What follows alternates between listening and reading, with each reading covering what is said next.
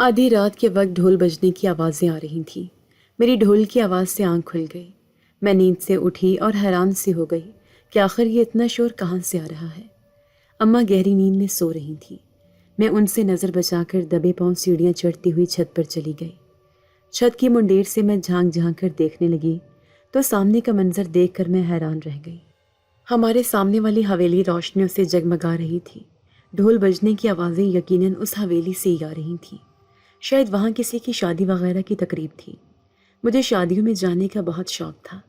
تبھی میری نظر اس حویلی کی کھڑکی پر پڑی۔ اس کھڑکی میں ایک بنی سنوری لڑکی مجھے دیکھ رہی تھی۔ جب میری نظر بھی اس پر پڑی تو مجھے ایسا لگا جیسے وہ مجھے ہاتھ ہلا ہلا کر اپنے گھر بلا رہی ہو۔ میں حیران ہو گئی کیونکہ میں اس لڑکی کو نہیں جانتی تھی۔ وہ کیا مجھے اپنے گھر شادی میں بلا رہی تھی؟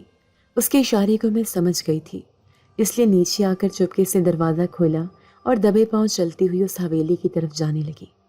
جیسے ہی میں حویلی میں داخل ہوئی، لذیذ کھانے کی خوشبو چاروں طرف سے آ رہی تھی۔ رنگ برنگی خوبصورت کپڑے پہنے خواتین اور مرد ادھر سے ادھر پھر رہے تھے۔ مجھے یہ سب دیکھنا بہت اچھا لگ رہا تھا۔ ان میں سے کوئی بھی میری طرف متوجہ نہ تھا۔ میں نے اپنے کپڑوں پر ایک نظر ڈالی جو ان لوگوں کے مقابلے میں بالکل ہی بوسیدہ سے تھے۔ پھر میں نے سوچا کہ اوپر والی منزل پر جا کر اس لڑکی سے ملاقات کرتی ہوں اور اس سے کہتی ہوں کہ مجھے بھی کوئی اچھے سے کپڑے دے دے تاکہ میں اپنے کپڑے بدل لوں۔ آخر اسی نے مجھے اس شادی میں بلایا تھا۔ میں اس حویلی کی سیڑھیاں چڑھتی ہوئی اوپر والی منزل کی طرف آ گئی۔ میں نے ایک کمرہ کھولا تو سامنے ہی بیڈ پر ایک خوبصورت سا لباس پڑا ہوا تھا۔ وہ لباس گہرے سرخ رنگ کا تھا۔ اتنا حسین لباس میں نے زندگی میں پہلی بار دیکھا تھا۔ کمرے میں کوئی بھی موجود نہ تھا۔ میں نے سب کی نظروں سے بچ کر وہ سوٹ اٹھایا اور واش روم میں جا کر کپڑے چینج کرنے لگی۔ وہ سوٹ میرے اوپر انتہائی خوبصورت لگ رہا تھا۔ بیڈ پر سوٹ کا دوپٹہ بھی پڑا تھا جو نہایت ہی خوبصورت کام سے بھرا ہوا تھا۔ میں وہ دوپٹہ اوڑھ کر دیکھنے لگی۔ شیشے میں مجھے اپنا آپ بہت خوبصورت لگ رہا تھا۔ جب بھی اچانک سے کمرے کا دروازہ بجنے لگا، میں نے جلدی سے دوپٹے کا گھونگھٹ اپنے اوپر کر لیا۔ مجھے ڈر تھا کہ کہیں کوئی مجھے دیکھ نہ لے، کیونکہ میں نے بغیر اجازت لیے سوٹ پہن لیا تھا۔ جب ہی دھاڑ سے دروازہ کھلا اور 3-4 مرد اور عورتیں اندر آئی تھیں، ان سب نے مجھے اپنے نرغے میں لے لیا اور مجھے چلنے کا اشارہ کیا۔ وہ جھنڈ کی شکل میں میرے آگے پیچھے دائیں بائیں کھڑے تھے۔ میں انہیں بتانا چاہتی تھی کہ میں وہ نہیں جس کو آپ سمجھ رہے ہیں، لیکن مجھے اتنی گھبراہٹ ہو رہی تھی کہ میں چپ چاپ ان کے ساتھ جانے لگی۔ تو کیا میں نے دلہن کا لباس زیبدن کر لیا تھا؟ وہ لوگ شاید مجھے دلہن سمجھ رہے تھے، اسی لیے مجھے اتنے اہتمام سے اپنے ساتھ لے کر جا رہے تھے۔ سیڑھیاں چڑھتے چڑھتے میں نیچے جا پہنچی۔ میں بالکل نظر جھکا کر بیٹھی ہوئی تھی۔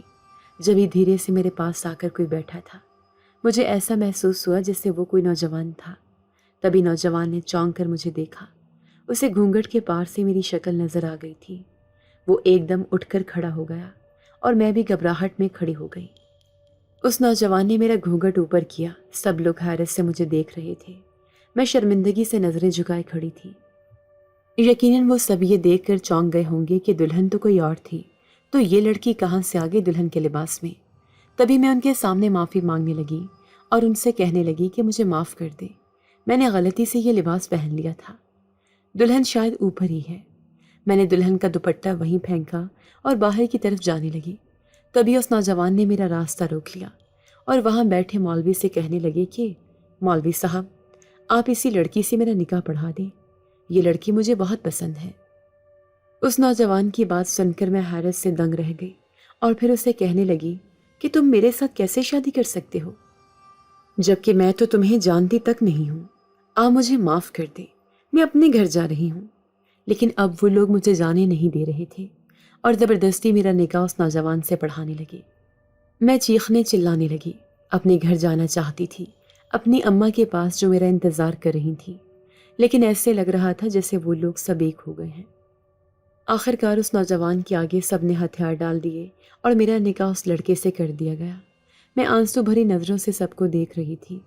اتنی بے بسی میں نے زندگی میں پہلی بار محسوس کی تھی۔ یہ سب میں نے کیا کر لیا تھا؟ مجھے کیا ضرورت تھی پرائی شادی میں آنے کی اور دلہن کا لباس پہننے کی؟ اچھا بھلا اپنے گھر میں سو رہی تھی، اب میں کیا منہ لے کر اماں کے پاس جاؤں گی جو میری غیر موجودگی سے بے خبر گھر میں سو رہی تھی؟ میں چیخ چیخ کر رونا چاہتی تھی، لیکن ان کا شور اتنا تھا کہ شاید میری چیخیں بھی نہ سنائی دی تھی۔ گھبراہٹ اور پریشانی اتنی تھی کہ میں وہیں لہرا کر گری اور گر کر بے ہوش ہو گئی۔ میں اور اماں جو بڑی مشکل سے اپنے آبائی گاؤں سے جان بچا کر یہاں آئے تھے، اب ایک نئی مصیبت میرے گلے پڑ چکی تھی۔ پہلے ہی میری زندگی نے مجھے نئی نئی رنگ دکھا دیے تھے۔ میرے بابا ایک بہت بڑے زمیندار تھے۔ اس گاؤں میں ان کا ایک مقام، ایک عزت تھی۔ اسی گاؤں کے رہنے والے ایک دوسرے زمیندار چودھری حشمت میرے بابا سے بڑا حسد کرتے تھے۔ گاؤں کے لوگ چودھری حشمت کے مقابلے میں زیادہ میرے بابا کی بات مانا کرتے، اور میرے بابا کی بات ان کے لیے حرف اول ہوتی تھی۔ اس کی وجہ یہ تھی کہ میرے بابا بڑی نرم مزاج شخصیت رکھتے تھے، لوگوں کے دکھ درد کو اپنے دل سے محسوس کرتے اور ان کی بھرپور دلجوئی کرتے تھے۔ گاؤں میں جس آدمی کو بھی کسی مالی پریشانی کی ضرورت ہوتی تو وہ ان کی بھرپور طریقے سے مدد کرتے تھے۔ میرے بابا کے نیک مزاجی کا تذکرہ پورے گاؤں کے لوگوں کی زبانوں پر ہوتا۔ دوسری طرف چودھری حشمت غصے کا ایک بہت تیز آدمی تھا۔ مکاری اور چالاکی اس کے اندر کوٹ کوٹ کر بھری ہوئی تھی۔ وہ لوگوں کے اوپر ظلم ڈھانے سے بھی باز نہیں آتا تھا۔ اگر کوئی گاؤں کا آدمی ان کے پسند کے مطابق کام نہ کرتا تو وہ اس آدمی سے ویر باندھ لیتا، اور جب تک اسے سزا نہ دے لیتا اس کو سکون نہیں ملتا تھا۔ میں اپنے بابا کی اکلوتی بیٹی تھی، اور میرا ایک بڑا بھائی عمران حسین تھا۔ میرے بابا جتنی نرم شخصیت کے مالک تھے، میرے بھائی کا مزاج اتنا ہی گرم تھا۔ شاید نوجوانی کے جوش کی وجہ سے اس کے اندر غصہ بہت زیادہ بھرا ہوا تھا۔ میرے بابا اسے سمجھاتے کہ اپنے غصے کو کنٹرول کر کے رکھا کرو، لیکن بھائی عمران کا غصہ کسی طریقے سے بھی قابو میں نہ آتا تھا۔ چودھری حشمت اور میرے بابا کی سالوں سے دشمنی چلتی آ رہی تھی۔ اس کی وجہ یہ تھی کہ ایک بار زمینوں میں پانی دینے کی وجہ سے ان کا زوردار طریقے سے جھگڑا ہوا تھا۔ کھیتوں میں پانی مزارے باری باری لگاتے تھے۔ کبھی میرے بابا کی زمینوں کی باری ہوتی تو کبھی چودھری حشمت کی زمینوں کی۔ ایک دن جب غلطی سے ہمارے کھیتوں کے مزاروں نے چودھری حشمت کی باری میں اپنے کھیتوں میں پانی لگا لیا تو ان کے غصے سے بفر گئے۔ اتنی چھوٹی سی بات میں انہوں نے میرے بابا کے آدمی کو اٹھوا لیا اور اسے مار پیٹ کر کھیتوں میں پھینک دیا۔ عمران بھائی کو پتہ چلا کہ چودھری حشمت کے آدمیوں نے ہمارے مزاری کے ساتھ یہ کام کیا ہے تو وہ غصے سے پاگل ہو گئے۔ وہ چودھری حشمت کے ڈیرے پر جا کر انہیں سبق سکھانا چاہتے تھے، لیکن میرے بابا کے بہت سمجھانے پر وہ اپنے غصے کو کنٹرول کرنے پر مجبور ہو گئے۔ چھوٹی چھوٹی باتوں سے یہ دشمنی اتنی بڑھ چکی تھی کہ اب دونوں زمیندار جانی دشمن بن چکے تھے۔ مجھے ان معاملات کی کوئی خبر نہ تھی۔ میں تو اپنی زندگی کسی رنگ برنگی تتلی کی مانند گزار رہی تھی۔ میرے لیے تو زندگی کسی حسین خواب سے کم نہ تھی۔ صبح اپنی مرضی سے اٹھتی اور پورا دن اپنی حویلی میں گھومتی رہتی۔ میٹرک کرنے کے بعد میں نے آگے مزید پڑھنے کا ارادہ ترک کر دیا تھا، کیونکہ ویسے بھی مجھے کوئی شوق نہیں تھا پڑھنے کا۔ میں اپنی زندگی بھرپور طریقے سے جیتی تھی۔ اماں اور بابا میرے ناز نخرے اٹھاتے نہ تھکتے تھے۔ ہمیں نہیں پتا تھا کہ میرے بابا اور چودھری حشمت کی دشمنی کبھی زندگی کے ایسے رنگ بھی دکھائے گی۔ جب ایک دن بابا دوسرے گاؤں میں اپنے دوست کی بیٹی کی ہونے والی شادی کی تقریب میں شرکت کرنے جا رہے تھے تو واپس آتے ہوئے ان کا کسی درخت سے ٹکرا کر شدید ایکسیڈنٹ ہوا تھا۔ وہ شدید زخمی حالت میں ہسپتال میں پڑے تھے۔ میرے اور اماں کے اوپر تو جیسے قیامت گزر گئی۔ میرے جان سے پیارے بابا اتنی بری حالت میں ہسپتال میں داخل تھے۔ ہم سارے بھاگم بھاگ ہسپتال پہنچے تھے۔ ڈاکٹرز کا کہنا تھا کہ سر پر شدید چوٹیں لگنے کی وجہ سے ان کا بچنا بہت مشکل ہے، لیکن پھر بھی ہم اپنی بھرپور کوشش کر رہے ہیں۔ عمران بھائی کی تو صدمے سے حالت بری تھی۔ انہوں نے ڈاکٹر سے کہا کہ ڈاکٹر صاحب جتنا پیسہ لگتا ہے لگائیں، لیکن میرے بابا کو آپ لوگوں نے ہر صورت بچانا ہے۔ انہوں نے فوری طور پر پولیس بھی بلوا لی تھی۔ وہ مسلسل پولیس کو تاکید کر رہے تھے کہ کچھ بھی ہو انہوں نے میرے بابا کا بیان لازمی لینا ہے۔ ایسا نہ ہو کہ کسی نے دشمنی میں آ کر میرے بابا کا ایکسیڈنٹ کروایا ہو۔ اس بات کی مکمل تحقیقات ہونی چاہیے۔ لیکن میرے بابا بنا کوئی بات کیے اس دنیا سے رخصت ہو گئے۔ میں آخری بار اپنے بابا سے بات تک نہ کر سکی تھی۔ زندگی جو میرے لیے ایک رنگین خواب تھی اب ایک ڈراؤنا خواب بن چکی تھی، اور میں اپنی آنکھیں کھولنا ہی نہیں چاہتی تھی۔ مجھے یقین نہیں آ رہا تھا کہ میرے بابا اچانک مجھ سے یوں جدا ہو جائیں گے۔ بابا کے جانے کے بعد ساری ذمہ داری عمران بھائی کے کندھے پر آ گئی تھی۔ عمران بھائی کے دل میں شک پیدا ہو گیا تھا کہ میرے بابا کا ایکسیڈنٹ کروانے میں چودھری حشمت کا ہاتھ ہے۔ اماں انہیں بار بار سمجھاتے کہ جو کچھ بھی ہو سکتا ہے حادثاتی ایکسیڈنٹ ہو، اس میں کسی کا بھی کوئی ہاتھ نہ ہو، لیکن کہتے ہیں نا کہ ایک بار اگر دل میں شک پیدا ہو جائے تو کسی صورت بھی دور نہیں ہو سکتا ہے۔ اور یہی عمران بھائی کے ساتھ ہوا۔ ان کے دل میں چھپا ہوا شک کبھی بھی باہر آ سکتا تھا۔ وہ ہر صورت میں میرے بابا کی موت کا بدلہ چودھری حشمت سے لینا چاہتے تھے۔ پھر انہوں نے وہ کیا جس کی کسی کو امید نہ تھی۔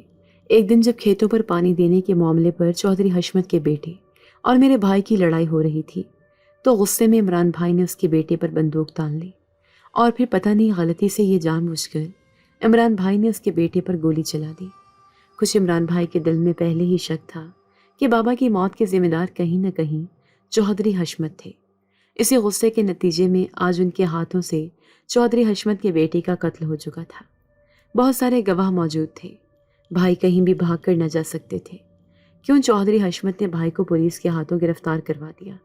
اماں نے اپنا پورا اثر و رسوخ استعمال کر لیا، لیکن چونکہ گواہ بہت سارے تھے اس لیے عمران بھائی کو جیل میں جانے سے کوئی نہ بچا سکا۔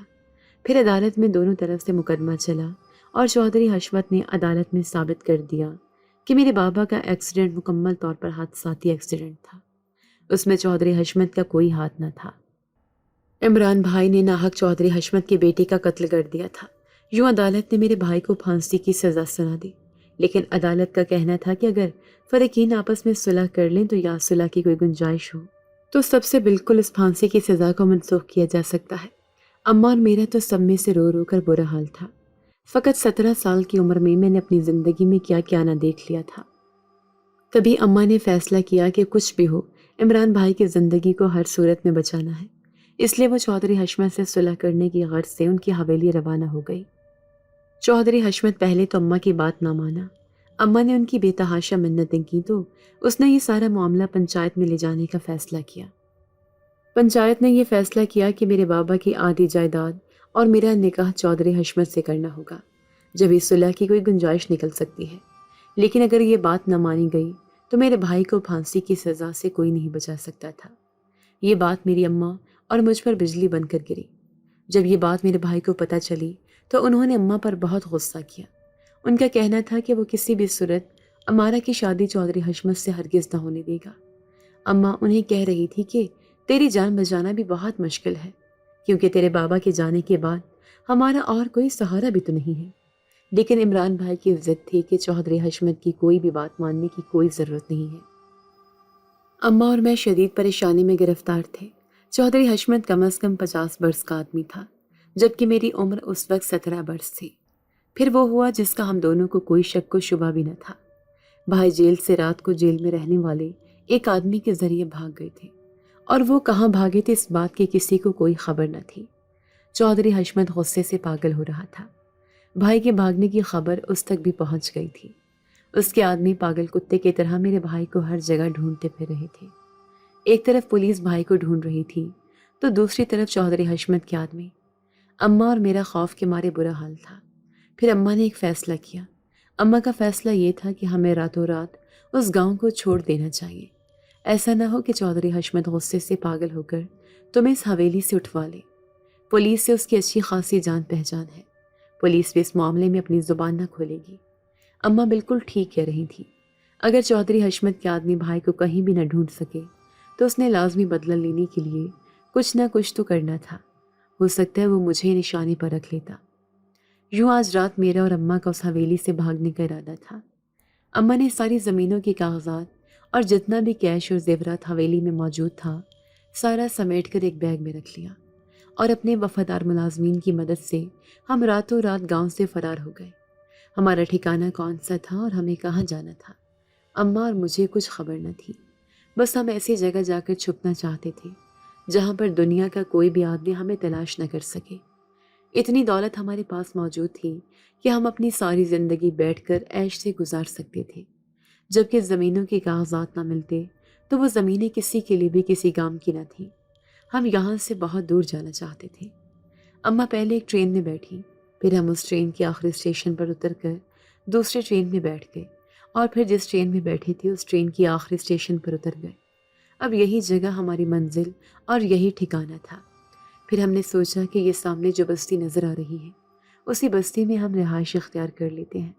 اس بستی میں زیادہ آبادی نہ تھی، اور ایسے لگتا تھا کہ جو بھی مکان اس بستی میں بنے ہوئے تھے وہ بہت سال پرانے تھے۔ ایک چھوٹا سا مکان دیکھ کر ہم نے اس میں رہائش اختیار کر لی۔ دکان کے مالک نے بہت تھوڑے سے کرائے پر ہمیں وہ جگہ رہنے کے لیے دے دی تھی۔ جب ہم اس مکان میں رہنے لگے تو آس پاس کے لوگوں نے ہمیں بتایا کہ یہ مکان اسیب زدہ ہے، سالوں سے اس میں کسی نے رہائش اختیار نہیں کی ہے، اس لیے بہتر ہوگا کہ آپ اسے چھوڑ کر کسی دوسرے مکان میں رہائش اختیار کر لیں۔ لیکن اماں اور میں نے سوچا کہ جب انسانوں نے ہمیں اتنا ستایا ہے تو جنات بھی ستا لیں گے تو ہمیں کوئی فرق نہ پڑے گا۔ یوں سب کی باتوں کو نظر انداز کیے ہم نے اس مکان میں رہنا شروع کر دیا۔ وہ مکان چھوٹا سا تھا لیکن 2 افراد کے لیے بہت تھا۔ اس مکان کے سامنے ہی ایک حویلی بھی تھی جو بڑی شاندار دکھتی تھی۔ ابھی اماں اور مجھے آئے ہوئے 1 ہفتہ ہی تو ہوا تھا، ہماری ابھی تک کسی سے بھی کوئی بات چیت نہ ہوئی تھی، جب ایک دن میں نے اس حویلی میں شادی ہوتے دیکھ کر اس میں شرکت کرنے کا سوچا اور دلہن کا لباس پہن کر اپنے آپ کو ایک نئی مصیبت میں گرفتار کر لیا۔ وہاں موجود سارے لوگوں نے میرا نکاح اس لڑکے سے کروا دیا تھا، وہ بھی زبردستی۔ میں اب گھر جانا چاہتی تھی، ان لوگوں سے اپنا پیچھا چھڑانا چاہتی تھی، لیکن مجھے کچھ سمجھ نہ آ رہا تھا۔ وہ سارے لوگ ناچ گانے میں مگن تھے، پلیز کھانے کی خوشبو چاروں طرف پھیلی ہوئی تھی، شاید ہرن یا مور وغیرہ کا گوشت تھا جو وہ لوگ شوق سے کھا رہے تھے۔ وہ لوگ کھانے میں بری طرح مگن تھے۔ میں ان کی نظروں سے بچ کر اس حویلی سے بھاگ کر آئی اور گھر میں آ کر چھپ گئی۔ مجھے بے تحاشا خوف محسوس ہو رہا تھا، مجھ سے ڈر لگ رہا تھا کہ وہ سارے لوگ کہیں میرے گھر پر نہ آ جائیں۔ اگر ایسا ہوا تو اماں تو بیچاری پہلے ہی اتنی پریشان تھی، وہ میری حرکتوں کی وجہ سے مزید پریشانی میں مبتلا ہو جائیں گی۔ اماں بے خبر کمرے میں سو رہی تھی، میں بھی ان سے لپٹ کر سونے کی کوشش کرنے لگی۔ فورس کی ماری نیند بھی نہ آ رہی تھی۔ دوسری صبح جب میں سو کر اٹھی تو اماں کچن میں میرے لیے ناشتہ بنا رہی تھی۔ مجھے اٹھ کے دیکھ کر اماں مجھے ناشتے پر بلانے لگی۔ میرا جسم بہت سست ہو رہا تھا، سر بھی بہت بھاری بھاری محسوس ہو رہا تھا۔ جب بھی میں نے اپنے اوپر سے چادر ہٹائی تو یہ دیکھ کر میری آنکھیں پھٹی کی پھٹی رہ گئیں کہ میرے جسم پر وہی لال رنگ کا سوٹ موجود تھا۔ اماں کی نظر ابھی تک مجھ پر نہ پڑی تھی۔ اس لال رنگ کے سوٹ کو دیکھ کر مجھے وہ ساری بات یاد آ گئی جو گزشتہ رات میرے ساتھ پیش آئی تھی۔ اس سے پہلے کہ اماں کی نظر مجھ پر پڑتی، میں جلدی سے اٹھ کر الماری کی طرف بھاگی اور اپنا ایک سوٹ نکال کر واش روم میں جا کر تبدیل کرنے لگی۔ وہ سوٹ کو میں نے واش روم میں اٹھا کر تہہ کر کے الماری کے کونے میں چھپا دیا۔ یہ میرے ساتھ کیا ہو گیا تھا، مجھے کچھ سمجھ نہیں آ رہی تھی۔ میری اماں بیچاری کو تو کچھ خبر ہی نہ تھی کہ اس کی بھولی بھالی دکھنے والی بیٹی حویلی میں جا کر اتنا بڑا کارنامہ سر انجام دے چکی ہے۔ میں اماں کے پاس جا کر چپ چاپ ناشتہ کرنے لگی۔ اماں مجھے کہہ رہی تھی کہ آج تم اتنی چپ کیوں ہو؟ روزانہ تو تمہاری زبان طوطے کی طرح چلتی رہتی ہے۔ اب میں انہیں کیا بتاتی کہ میری پریشانی کی وجہ کیا ہے۔ پورا دن میں نے سستی سے گزارا تھا، طبیعت بھی بوجھل سی ہو رہی تھی۔ پھر میں رات کو اماں کی ساتھ والی چرپائی پر لپٹ کر سونے کی کوشش کرنے لگی، جب اچانک آدھی رات کو مجھے ایسا محسوس ہوا جیسے میرے بالوں میں کوئی انگلیاں چلا رہا تھا۔ مجھے بہت اچھا محسوس ہو رہا تھا، میں نیند کے زیر اثر تھی۔ مجھے ایسا محسوس ہوا جیسے کوئی سایہ میرے اوپر جھکا مجھے غور سے دیکھ رہا ہے۔ تبھی میں نے یکدم اپنی آنکھیں کھولیں تو وہی نوجوان جس کی شکل کچھ عجیب سی تھی میرے اوپر جھکا مجھے دیکھ رہا تھا۔ یہ وہی تو نوجوان تھا جس نے زبردستی اپنا نکاح مجھ سے کروایا تھا۔ میرے منہ سے اس کی شکل دیکھ کر ایک دم چیخ نکلی تھی۔ میرے سارے بال بکھرے ہوئے تھے۔ جیسے میں اٹھی تھی تو وہ سایہ نما انسان اچانک سے غائب ہو گیا تھا۔ میری آنکھیں یہ ماننے سے انکاری تھی کہ سامنے موجود نوجوان یوں غائب ہوا تھا۔ اماں میری چیخ کی آواز سن کر اٹھ گئی تھی۔ وہ بھاگ کر میرے پاس آئی اور مجھے کہنے لگی کہ امارا کیا ہوا بیٹی، کیا کوئی برا خواب دیکھا ہے؟ میں اماں سے لپٹ کر رونے لگی اور انہیں کہنے لگی کہ اماں میں اس کے ساتھ نہیں جاؤں گی، اس نے اپنا نکاح زبردستی مجھ سے کروایا ہے، اس میں میرا کوئی قصور نہیں ہے۔ اماں میں تو غلطی سے ان کی حویلی میں چلی گئی۔ میں خوف کے مارے اول فول بولی جا رہی تھی اور اماں میری باتیں ہکا بکا سن رہی تھی۔ وہ شاید یہ سوچ رہی تھیں کہ چودھری حشمت کے خوف کی وجہ سے میں ایسی باتیں کر رہی ہوں۔ تبھی انہوں نے مجھے اپنے سینے سے لگا لیا اور مجھے کہنے لگی کہ کوئی تیرا زبردستی نکاح نہیں کر رہا ہے، تو میری شہزادی ہے اور تیری خاطر دیکھ میں کتنی دور سے اپنی ساری دولت چھوڑ کر یہاں آ گئی ہوں۔ وہ مجھے تسلی اور دلاسے دیے جا رہی تھی۔ اس رات میں پوری رات نہ سو سکی۔ عجیب سا خوف مجھے اپنی لپیٹ میں لے رہا تھا۔ ان انگلیوں کا لمس ابھی تک مجھے اپنے بالوں میں محسوس ہو رہا تھا۔ یہ سب کیا ہو رہا تھا میرے ساتھ؟ مجھے کچھ سمجھ نہ آ رہا تھا۔ اگلے دن میں بیٹھی اماں کے ساتھ سبزی بنوا رہی تھی جب ایک پڑوسن ہمارے گھر چلی آئی۔ وہ کریت کریت کر اماں سے پوچھ رہی تھی کہ تم دونوں ماں بیٹی اکیلی گھر میں کیسے رہ رہی ہو؟ کیا تم لوگوں کا کوئی اور رشتہ دار نہیں ہے؟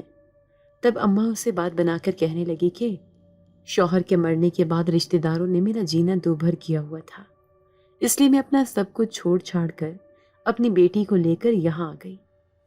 وہ اماں کے ہاتھ میں موجود سونے کے کنگن کو حیرت سے دیکھ رہی تھی۔ اس کی ان نظروں سے اس کی لالچی طبیعت کا پتہ چل رہا تھا۔ پھر وہ اماں سے کہنے لگی کہ تمہیں اس گھر میں رہتے ہوئے ہفتہ ہونے کو ہے، کیا تمہیں کبھی کچھ اس گھر میں عجیب و غریب محسوس ہوا ہے؟ تو اماں اسے کہنے لگیں کہ نہیں، اللہ کا شکر ہے، ہمیں تو کوئی ایسی چیز محسوس نہیں ہوئی، ہم تو بڑے آرام سے اس گھر میں رہ رہے ہیں۔ میں اماں کے جواب میں سوچ رہی تھی کہ میں اس عورت کو کہتی ہوں کہ ہاں، مجھے بہت عجیب سا محسوس ہوا ہے۔ کل رات ہی میرے ساتھ ایک عجیب و غریب واقعہ پیش آیا تھا، لیکن میری زبان ان دونوں کے سامنے کھل کر ہی نہ دے رہی تھی۔ میں خاموشی سے ان کی باتیں سن رہی تھی۔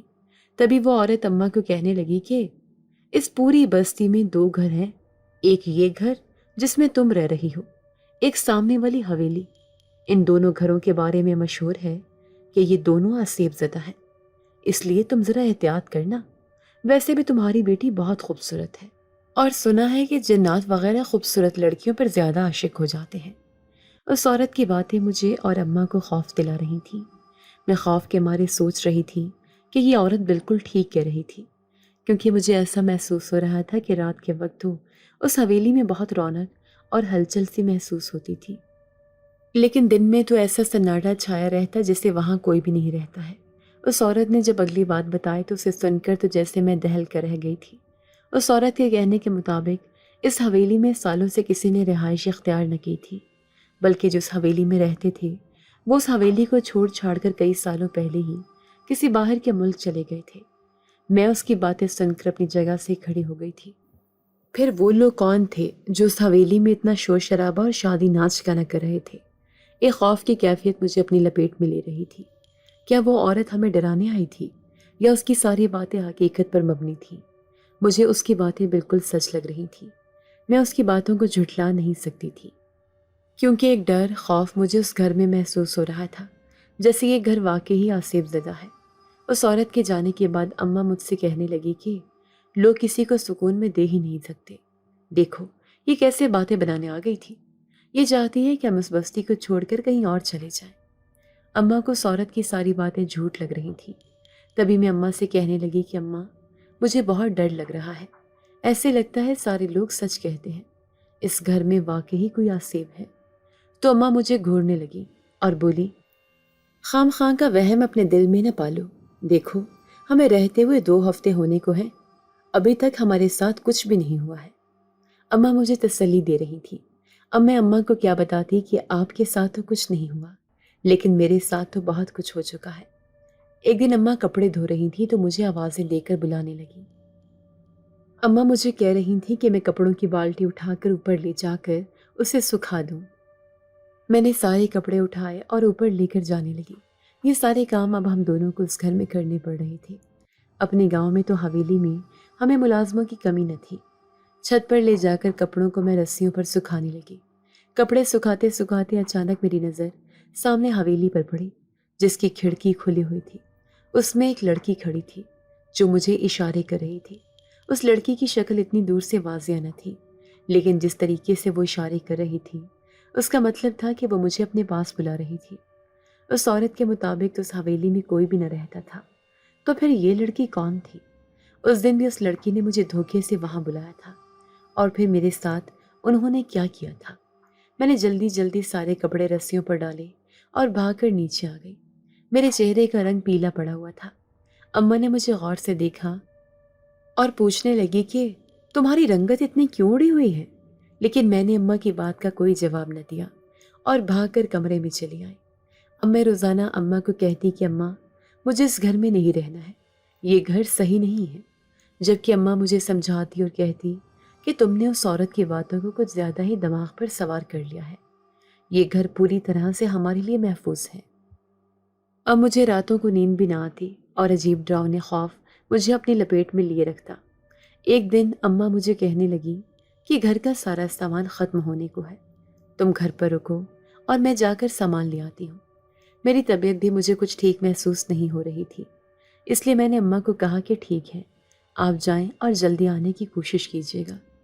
اماں نے مجھے اچھی طرح دروازہ بند کرنے کی تاکید کی اور خود سامان لینے کے لیے بازار چلی گئی۔ نہ جانے کیوں مجھے آج بابا اور عمران بھائی کی شدت سے یاد آ رہی تھی۔ بابا تو ایسی جگہ چلے گئے تھے جہاں پر ہر انسان کو ایک نہ ایک دن جانا ہے، لیکن عمران بھائی تو نہ جانے اس بھری دنیا میں کہاں چلے گئے تھے، جن کا کچھ اتا پتہ بھی نہ چل رہا تھا۔ پھر میں نے ان کے لیے دل سے دعا کی کہ وہ جہاں بھی ہوں خیریت سے ہوں۔ پھر میں الماری میں سے تصویروں کا البم اٹھا کر لے آئی اور اپنے سارے گھر والوں کی تصویریں دیکھنے لگی۔ تھوڑی دیر بعد مجھے ایسا محسوس ہوا لیکن اس سے کوئی مجھے پیچھے اشارے سے بلا رہا ہو۔ خوف کی ایک شدید لہر میرے اندر سے اٹھی تھی۔ میں پیچھے مڑ کر دیکھنا چاہتی تھی لیکن مجھے اپنا وجود منجمد لگ رہا تھا۔ تبھی کوئی سایہ سا لہراتا ہوا میرے آگے آ کر کھڑا ہو گیا۔ میں نے خوف کے مارے اپنی آنکھیں بند کر لی۔ تبھی وہ سایہ مجھے کہنے لگا کہ تم مجھ سے اتنی خوفزدہ کیوں ہو؟ آخر کو میں تمہارا شوہر ہوں، تم نے مجھ سے نکاح کیا تھا۔ اس دن میں بند آنکھوں سے یہ سب سن رہی تھی۔ اس کا مطلب یہ ہے کہ وہی جنات میرے سامنے موجود تھا۔ یہ خوفناک سایہ ہرگز انسان نہیں تھا، بلکہ اس کا وجود کسی جنات سے مشابہ تھا۔ میں نے آہستہ آہستہ اپنی آنکھیں کھول کر سامنے دیکھا۔ وہ ہیبت ناک سا دکھنے والا سایہ اپنی ڈراؤنی آنکھوں سے مجھے ہی دیکھ رہا تھا۔ میں اٹھ کر چیخیں مارنے لگی اور چلا چلا کر اسے کہنے لگی کہ میرا تمہارے ساتھ کوئی رشتہ نہیں ہے، میں تمہاری ہرگز بیوی نہیں، بلکہ تم نے زبردستی مجھ سے نکاح کیا تھا۔ میرا پیچھا چھوڑ دو، کیوں میری جان نکالنے کی در پہ ہو؟ تبھی وہ سایہ خوفناک طریقے سے ہنستا تھا، پھر مجھ سے کہنے لگا کہ تمہیں کس نے وہاں دعوت دی تھی؟ تم اپنی مرضی سے گئی تھی، میں تو اچھا بھلا جنزادی سمیہ سے شادی کر رہا تھا، لیکن اس کے آگے مجھے تم کسی حور سے کم نہ لگی تھی۔ تمہاری کالی گہری آنکھیں اور خوبصورت چہرہ میری آنکھوں میں بس گیا تھا، اس لیے میں نے اپنی جنزادی کو چھوڑ کر تم سے شادی کرنا بہتر سمجھا۔ اب میری ایک بات یاد رکھنا، تمہاری زندگی میں کبھی بھی کسی سے نکاح نہیں ہو سکتا، کیونکہ تم میرے نکاح میں آ چکی ہو، یہ بات اپنے ذہن میں بٹھا لو۔ وہ عجیب سا دکھنے والا سایہ مجھے دھمکیاں دیتے ہوئے وہاں سے غائب ہو گیا۔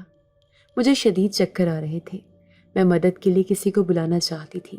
میرا وجود ایسے لگ رہا تھا جیسے وزنی پتھر تلے دبا ہوا ہو۔ پھر میں چیخ چیخ کر اماں کو آوازیں دینے لگی اور وہیں گر کر بے ہوش ہو گئی۔ جب میری آنکھ کھلی تو میں بستر پر لیٹی تھی۔ اماں مجھے بڑی پریشان نظروں سے دیکھ رہی تھیں۔ ان کی آنکھوں سے ایسا لگ رہا تھا جیسے وہ کافی دیر سے رو رہی تھیں۔ مجھے دھیرے دھیرے سب کچھ یاد آنے لگا۔ پھر میں اماں سے لپٹ کر رونے لگی اور انہیں کہنے لگی کہ اماں مجھے خدا کے لیے بچا لیں، ورنہ وہ مجھے اپنے ساتھ لے جائے گا۔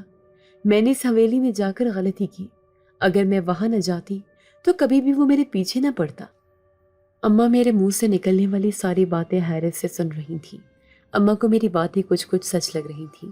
جب میری تھوڑی طبیعت سنبھل گئی تو وہ مجھے کہنے لگیں کہ آخر تمہارے ساتھ کیا ہوا ہے، تم مجھے ساری باتیں بتاؤ۔ پھر میں نے اماں کو اول سے لے کر آخر تک سب کچھ سچ سچ بتا دیا۔ میں اماں کو کہنے لگی کہ کیسے اس دن رات کو اس حویلی میں مجھے چراغاں سا محسوس ہوا تھا اور ایسے لگ رہا تھا جیسے وہاں کسی کی شادی ہے۔ پھر آپ کو بغیر بتائے میں وہاں چلی گئی آدھی رات کے وقت، اور پھر جو جو حادثات میرے ساتھ پیش آئے تھے میں نے وہ سب کچھ اماں کے سامنے کھول کر رکھ دیے۔ اماں میری باتیں سن کر حیرت زدہ تھی۔ میری طبیعت دیکھ کر وہ اچھی خاصی پریشان تھی۔ پھر انہوں نے مجھے تسلی دی اور مجھے کہنے لگی کہ تم پریشان مت ہو، میں کسی مولوی وغیرہ کا پتہ کرتی ہوں تاکہ اچھی طرح تمہیں کسی مولوی سے دکھا کر معلوم کر سکوں کہ یہ سارے معاملات تمہارے ساتھ کیوں پیش آ رہے ہیں۔ پھر اماں مجھے اپنے ساتھ لے کر اسی پڑوسن کے گھر چلی آئی جس نے اس دن یہ ساری باتیں ہم سے کی تھیں۔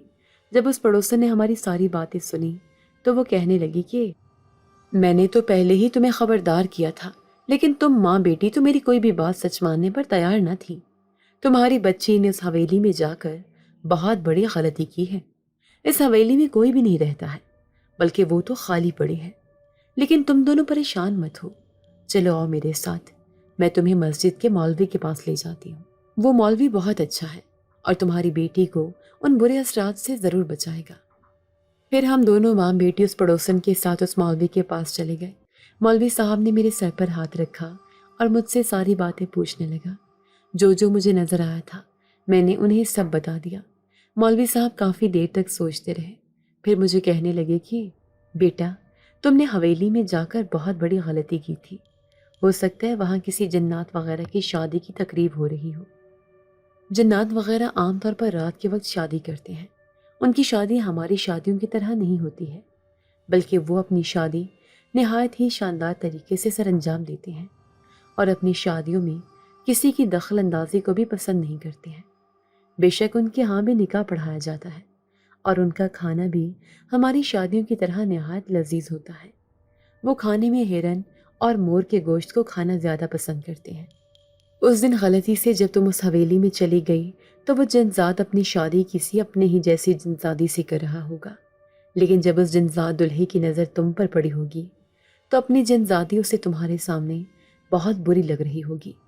वो तुम्हारे हुस्न से नहायत मुतासिर हो गया होगा और उसने अपनी जिनजादी को छोड़कर तुम्हारे साथ निकाह करना ज़्यादा ज़रूरी समझा। वैसे भी जिन्नात हुस्न के दीवाने होते हैं और वो आदमजादियों को उनके हुस्न की बिना पर बहुत ज़्यादा पसंद करते हैं। आप लोगों ने भी सुना होगा कि कितने ही जिन्नात लड़कियों पर आशिक होकर ज़िंदगी भर उनका पीछा नहीं छोड़ते हैं। वो जिनजात भी यही सोच रहा है कि तुम्हारी शादी उससे हो चुकी है, तभी वो तुम्हारे पास बार बार आता है, यही सोच कर कि कहीं तुम उसको छोड़कर किसी और की ना हो जाओ। अगर तुम इस घर को छोड़ भी देती हो तो फिर भी वो तुम्हारा पीछा पूरी ज़िंदगी नहीं छोड़ेगा। इसलिए इस बात का मुस्तकिल हल निकालने के लिए मुझे कुछ ना कुछ करना पड़ेगा। तुम परेशान मत हो बेटी, तुम एक कम उम्र नासमझ बच्ची हो, लेकिन इस मामले में जो मुझसे हुआ मैं अपनी पूरी कोशिश करूँगा कि तुम्हें उस जिन ज़ात से किसी न किसी तरह रिहाई दिलवा दूँ और यूँ वो तुम्हें डराना छोड़ दे। मेरे साथ जो भी वाक़यात पेश आ रहे थे उसका मतलब है कि वो सारे हकीकत पर मबनी थे। अम्मा निहायत ही परेशान थी, लेकिन उस पड़ोसन की भी शुक्रिया अदा कर रही थी जो हमारी मुश्किल घड़ी में हमारे इतना काम आ रही थी। मैं अब बैठे बैठे भी डरने लगी थी। ज़रा सी आहट पर भी मेरा दिल सूखे पत्ते की तरह लरसने लगता। अम्मा मुझे समझाती कि अपने दिमाग से उस जिन ज़ात का ख्याल निकाल दो। मौलवी साहब जल्दी उस मामले का कोई ना कोई हल निकाल लेंगे। मैं रात को सोती तो मुझे ऐसा लगता जैसे मेरे पलंग के पास कोई खड़ा है जो इशारे करके मुझे अपनी तरफ बुला रहा है। मैं नींदों में उठकर कभी सहन में चली जाती तो कभी ऊपर छत पर पहुंच जाती। मुझे कुछ पता ही न चलता था। नहाने जाती तो ऐसा लगता जैसे मुझे कोई देख रहा है। कई कई दिन तक ऐसे ही मैले कपड़े पहन कर रखती और नहाने से भी मुझे खौफ महसूस होता। एक साया सा मुझे अपने साथ हर वक्त महसूस होता था। अम्मा मेरी हालत देखकर बड़ी परेशान रहती थी। फिर अचानक से मुझे दौरे पड़ने लगे और मैं अपने होशो हवास में भी न रही थी। मौलवी साहब भी मेरी हालत देखकर बड़े परेशान थे। फिर एक दिन मौलवी साहब हमारे घर पर आए। उनके साथ एक सफ़ेद दाढ़ी वाले बारिश से बुजुर्ग भी मौजूद थे। मौलवी साहब ने अम्मा को कहा कि ये बुजुर्ग बहुत पहुँचे हुए हैं और कई लोगों को अपने इलाज से ठीक कर चुके हैं। न सिर्फ इंसान बल्कि जन्नात भी इनकी बात मानते हैं।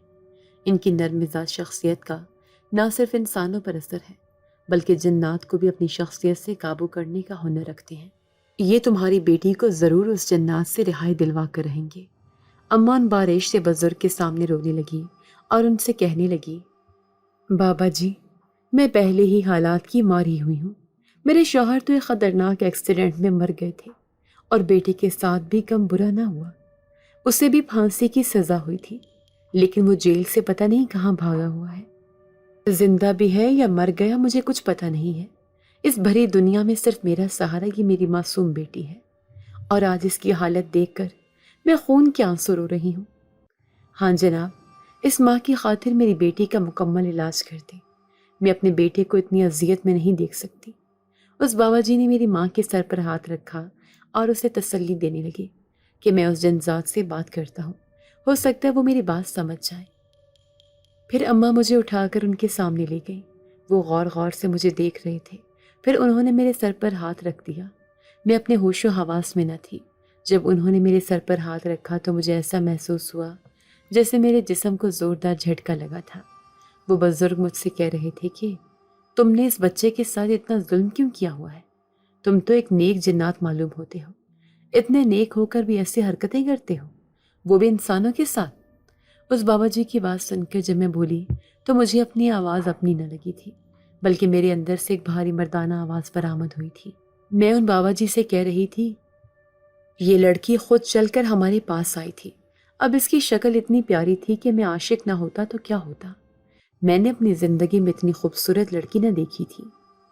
میں تو اچھا بھلا اپنی جنزادی سمیہ سے شادی رچا رہا تھا، لیکن بیچ میں یہ لڑکی آ گئی اور مجھے جنزادی سمیہ زہر لگنے لگی۔ یہ لڑکی بہت پیاری ہے اور میں چاہتا ہوں کہ یہ زندگی بھر صرف میری ہی بن کر رہے۔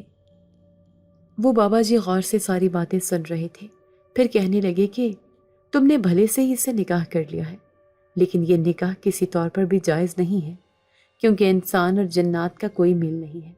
اگر تم چاہو بھی تو اس لڑکی کو نہیں اپنا سکتے ہو، کیونکہ یہ آدم زادی ہے اور جنات کی شادی ہمیشہ کسی کی جنزادی سے ہی ہوتی ہے۔ اس لیے اگر میری تھوڑی سی بھی عزت کرتے ہو تو اس لڑکی کا پیچھا ہمیشہ ہمیشہ کے لیے چھوڑ دو، کیونکہ یہ اور اس کی ماں پہلے ہی حالات سے تنگ ہو کر یہاں آئی ہیں۔ اگر تم اپنی ضد سے باز نہ آئے تو پھر مجھے تمہارا اس لڑکی سے پیچھا چھڑانے کے لیے کچھ بڑا کام کرنا پڑے گا۔ میں نہیں چاہتا کہ میں تمہیں نقصان پہنچاؤں، اس لیے تم بھی میری بات مانو اور اس لڑکی کو نقصان پہنچانا چھوڑ دو۔ دیکھو تمہاری وجہ سے اس لڑکی کو دورے پڑنے لگے ہیں اور یہ پاگلوں کی طرح حرکتیں کر رہی ہے۔ اگر تم نے میری بات نہ مانی تو میں تمہیں قید کر لوں گا۔ تم بھی جنات ہو کر میری طاقت سے واقف ہو۔ کیا تمہیں اپنی آزادی پیاری نہیں ہے؟ وہ بابا جی اس جنات کو کال کرنے میں لگے ہوئے تھے۔ شاید وہ ایک اچھا جنات تھا، تبھی بابا جی کو کہنے لگا کہ میں اس لڑکی کو کوئی نقصان نہیں پہنچانا چاہتا ہوں، بلکہ میں تو اس سے پیار کرنے لگا ہوں۔ میں جب بھی اس کے سامنے آتا تو یہ مجھ سے شدید نفرت کا اظہار کرتی ہے اور مجھ سے ڈرنا شروع کر دیتی تھی۔ مجھے اس کی یہی بات بری لگتی تھی۔ میں تو بس اس کے آس پاس رہنا چاہتا تھا۔ میں آج صرف آپ کی بات مان کر اس لڑکی کو ہمیشہ ہمیشہ کے لیے چھوڑ کر جا رہا ہوں، لیکن میں آپ کو بس یہ کہنا چاہتا ہوں کہ میں نے اس لڑکی کو سچے دل سے پیار کیا تھا۔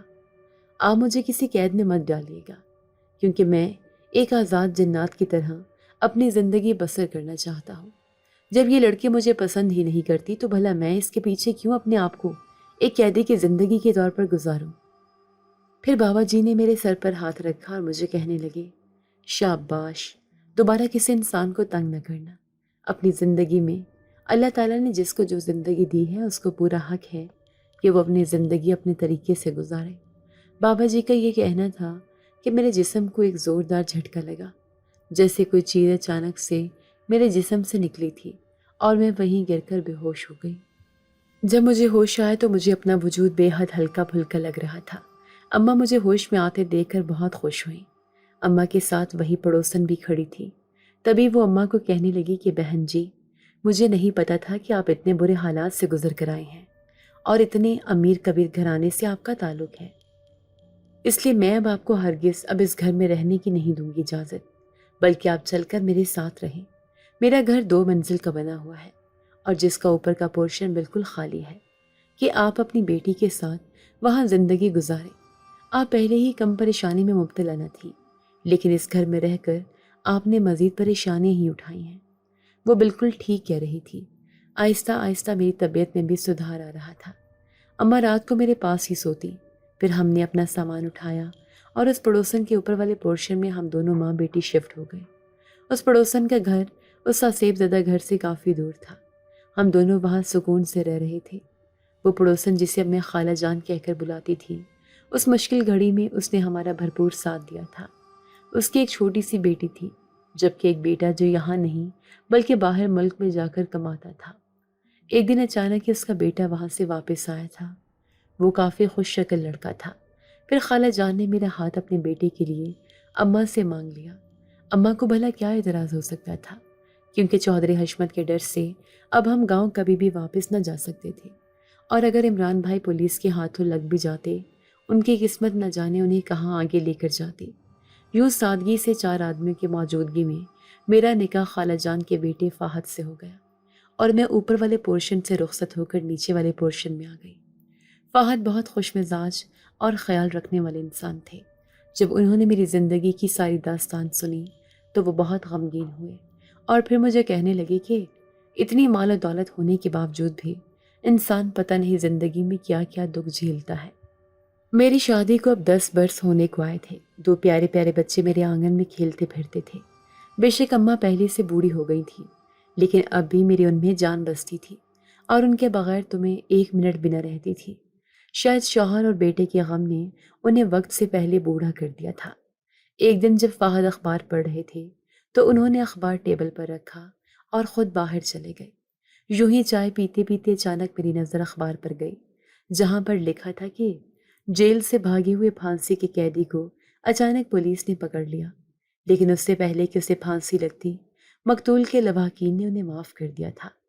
میں ساری تفصیل حیرت اور خوشی سے پڑھ رہی تھی، پھر بھاگی بھاگی اوپر گئی اور اماں کو پوری خبر پڑھ کر سنانے لگی۔ وہ خبر کسی اور کے بارے میں نہیں، بلکہ میرے اپنے سگے بھائی عمران کے بارے میں تھی۔ اس کا مطلب ہے کہ چودھری حشمت نے اپنے بیٹے کے قاتل یعنی میرے بھائی کو پھانسی کی سزا دینے سے منع کر دیا تھا اور انہیں معاف کر کے ان کی زندگی کو بچا لیا تھا۔ اماں اور میں بے انتہا خوش تھے۔ اماں میرے گلے سے لگی آنسو بہا رہی تھیں۔ اب ہمیں جلد از جلد اپنے گاؤں پہنچنا تھا، کیونکہ سارے زمینوں کے کاغذات تو اماں کے پاس موجود تھے۔ نہ جانے میرے بھائی کہاں کہاں ہمیں ڈھونڈتے پھر رہے ہوں گے۔